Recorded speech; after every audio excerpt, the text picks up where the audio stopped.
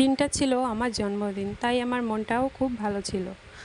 আর তাই সকালবেলা উঠে স্নান সেরে পুজো দিয়ে নিয়েছিলাম। আর তার আগে অবশ্যই আমার বিছানাটা এরকম সুন্দর করে পরিষ্কার করে নিয়েছিলাম। আর তারপর সারাদিন তেমন কিছু হয়নি, তবে আমার ফেসবুকে আমার জন্মদিন উপলক্ষে সবাই আমাকে অনেক উইশ করেছিল।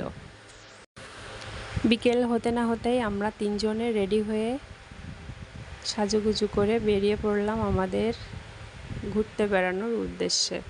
তো এই যে আমরা আমাদের গন্তব্যস্থানে চলে এসেছি। তোমরা কে কে বলতে পারো বলো তো আমরা এখন কোথায় আছি? তো এই যে প্রত্যাশা ওর বাবা কিন্তু পার্কিংয়ে গেছে আর আমি এখানে দাঁড়িয়েছিলাম। তারপরে কিন্তু এই যে দেখো আমরা এখন এর ভিতরে ঢুকে পড়ব। তো নেক্সট পার্টটা চলে আসবে অবশ্যই খুব তাড়াতাড়ি, তো তার জন্য তোমরা অবশ্যই অপেক্ষা করো। তো আজকে ছিল এই পর্যন্তই। তোমরা সবাই ভালো থাকো, সুস্থ থাকো। তোমাদের জন্য অনেক অনেক ভালোবাসা। বাই বাই বন্ধুরা।